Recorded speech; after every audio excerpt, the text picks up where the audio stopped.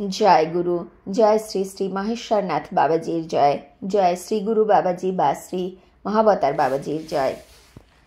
আমরা শুনছি পরপর ধারাবাহিকভাবে এখন হিমালয়বাসী গুরুর ছত্রছায়ায় এক যোগীর আত্মকথা বইটি থেকে শ্রী এমের আত্মজীবনী। এটি আগে টুকরো টুকরো পাঠ করে শোনাতাম, কিন্তু এক দিদি বললেন ধারাবাহিকভাবে পাঠ করলেই সুবিধে হয়। আমারও তাই মনে হয়েছিল, তো সেজন্য এখন ধারাবাহিকভাবেই আপনাদের পাঠ করে শোনাচ্ছি।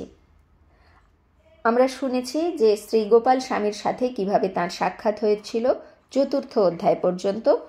আজ শুনব ৫ম অধ্যায়টি, ভগবত প্রেমে মত্ত এক সুফি।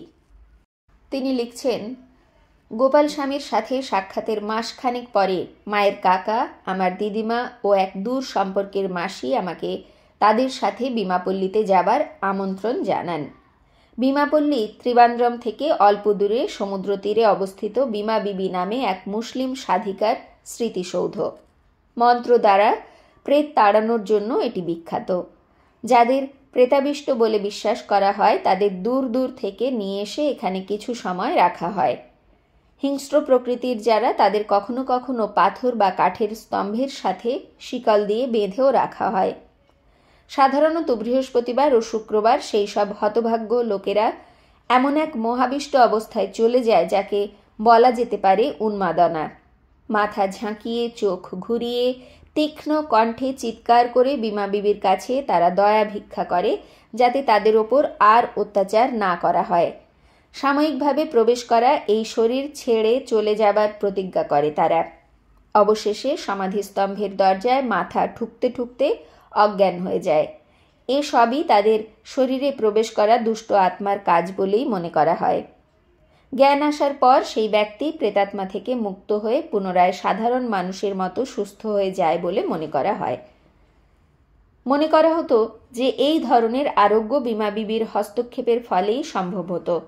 কিংবদন্তি আছে সাধিকা বিবি ও তাঁর পুত্রের সবাধার আরব সাগরের জলে ভেসে এসে এখন যেখানে তাঁর স্মৃতিস্তম্ভ আছে সেই সমুদ্র তটে এসে লেগেছিল।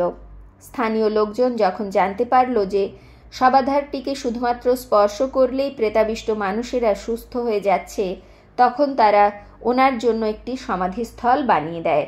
স্থানীয় মুসলিম মৎস্যজীবীরা বিশ্বাস করে যে বিমা বিবি একজন আরব মুসলিম সাধিকা ছিলেন। সমাধিস্থলের গায়ে লাগানো একটি মসজিদ আছে যাকে দরগা বলা হয়। এক শুক্রবার সন্ধ্যায় আমরা দরগাতে পৌঁছলাম। যখন আমরা বালির ওপর দিয়ে দরগার দিকে হেঁটে যাচ্ছিলাম, সমুদ্র তটের সাদা বালি তখনও গরম। উঠোনে এদিক ওদিকে ছড়ানো ছেটানো রোগী ও তাদের দেখাশোনা করার লোকেদের থাকার জন্য কিছু ঘর ছিল। কিছু নারকেল গাছ, পাথর ও কাঠের স্তম্ভ দাঁড়িয়ে আছে এদিকে ওদিকে ছড়িয়ে ছিটিয়ে। দেখলাম কিছু অসুস্থ লোক নারকেল গাছ ও স্তম্ভে শেকল দিয়ে বাঁধা আছে। তাদের মধ্যে কিছু লোকের অবস্থা খুবই খারাপ। কঙ্কালসার চেহারা, কোটরাগত চোখে হতাশ দৃষ্টি। এইরকম শিকলে বাঁধা এক মহিলার পাশ দিয়ে যখন যাচ্ছিলাম, সে তার হলুদ দাঁত বার করে চোখ ঘুরিয়ে আমাদের দিকে গর্জন করে ওঠে। আমার মাসি চিৎকার করে লাফিয়ে অন্যদিকে সরে যান। আমি ছাড়া সবাই হেসে উঠেছিল। ভয় পাইনি এ কথা বলবো না, কিন্তু ভয়ের থেকেও বেশি এক গভীর দুঃখে আমার হৃদয় ভরে গিয়েছিল এই অভাগাদের দেখে। আমরা দরগায় ঢুকলাম। সমাধিটি যে ঘেরা জায়গায় ছিল তার সামনের হলঘরটি লোকে ভরেছিল। একটা দিক অসুস্থদের জন্য নির্দিষ্ট ছিল এবং অন্যদিকে ছিল ভক্তদের জন্য। আমরা সমাধির দিকে হেঁটে গিয়ে দরজায় অপেক্ষা করতে লাগলাম। সমাধিটা উজ্জ্বল সবুজ রঙের শাটিন কাপড় দিয়ে ঢাকা ছিল আর দুদিকে লাল মখমলের পর্দা ঝুলছিল।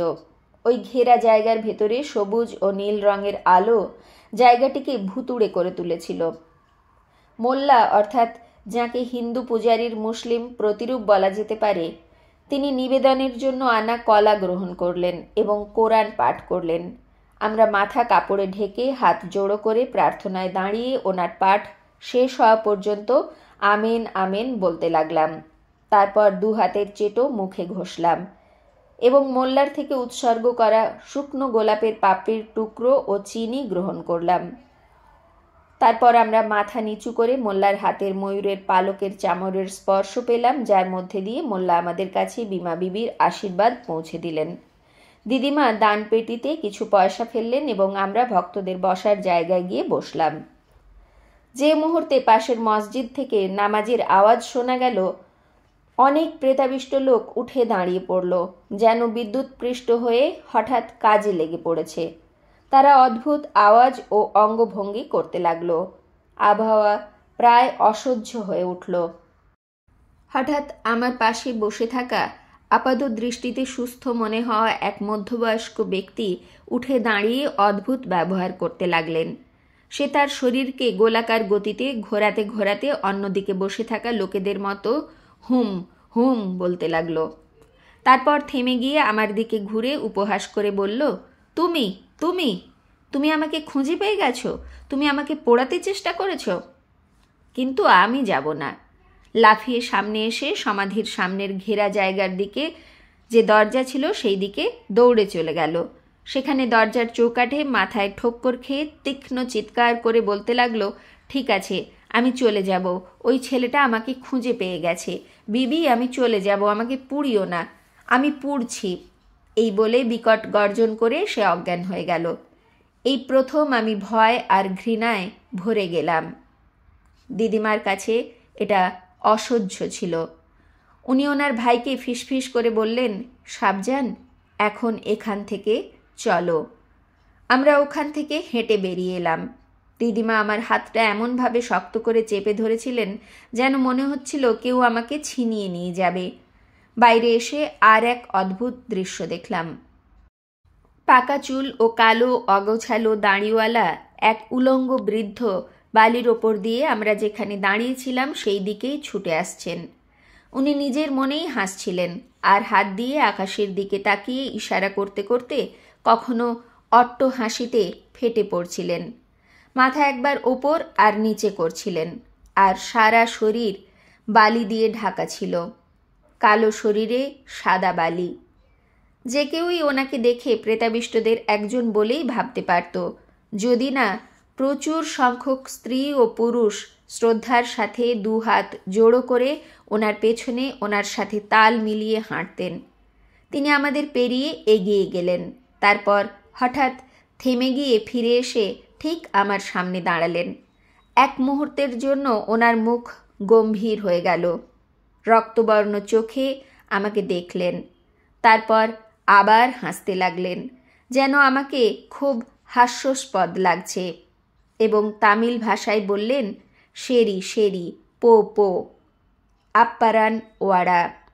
ঠিক আছে ঠিক আছে, এখন যাও, পরে এসো বালক, বলে আবার চলে গেলেন। এবারে আমি কোনো কারণে একটুও ভয় পাইনি। আমি অবশ্য ওনাকে পাগল বলেই ভেবেছিলাম। তখন জানতাম না যে পাগলামি ও ধর্মীয় উন্মাদনার মধ্যে ব্যবধান খুবই সূক্ষ্ম। মায়ের কাকা পরে আমাকে বলেন যে উনি কালাড়ি মস্তান নামে পরিচিত, আর উনি একজন বড় সিদ্ধ পুরুষ। ভগবানের ভালোবাসায় তিনি এতই মত্ত ছিলেন যে বাইরের জগৎ সম্বন্ধে তাঁর কোনো জ্ঞানই ছিল না। মহাত্মারা এই রকমই হন। উনি এমনভাবে বললেন যেন এতেই সব কিছু বোঝানো হয়ে গেল। আমি কিন্তু কিছুই বুঝলাম না। জিজ্ঞাসা করলাম, উলঙ্গ কেন উনি? জানি না, কাকা বললেন। যখনই কেউ ওনার কোমরে নতুন কাপড় পরিয়ে দেয়, কিছুক্ষণের মধ্যেই তিনি তা খুলে কোনো গরিব ভিখারিকে দিয়ে দেন এবং নিজে আবার উলঙ্গ হয়ে যান। এটা আমি বুঝতে পারলাম। আমার জামা কাপড় পরতে ভালো লাগতো না, বিশেষ করে গরমকালে। আর কোনো গরিব ভিখিরিকে জামা কাপড় দিয়ে উলঙ্গ হয়ে ঝাড়া হাত পা হয়ে ঘুরে বেড়াতে পারলে ভালোই হতো। কিন্তু আমার তা করার কোনো উপায় ছিল না, কারণ আমার কাছ থেকে ভদ্র এবং সভ্য হওয়াই প্রত্যাশিত ছিল। যে কথাগুলো তিনি বলেছিলেন, ঠিক আছে খোকা, পরে এসো, সেগুলি অনেক বছর পরে সত্যি হয়েছিল। তবে সে গল্প আমি অন্য অধ্যায়ে বলবো। শ্রী গুরুদেব যখন কৃপা করেন তখন কিভাবে কোথা দিয়ে কোন মহাপুরুষের সাথে আমাদের যোগাযোগ ঘটিয়ে দেন তা একমাত্র তিনিই জানেন। বিভিন্ন ধরনের মহান আত্মা আমাদের সাথে যোগাযোগ করতে থাকে, যখন আমাদের আধ্যাত্মিক উন্নতি হয়। আমরা শ্রীএমের জীবনীতে বারবার সেই ঘটনারই উল্লেখ পাই। এক এক করে আমরা তার জীবনের ঘটনাগুলি শুনব অবশ্যই, তবে আজ এই পর্যন্তই। জয় গুরু, জয় শ্রী শ্রী মহেশ্বরনাথ বাবাজির জয়, জয় শ্রী গুরু বাবাজির জয়। গুরু কৃপা হি কেবলম। জয় গুরু।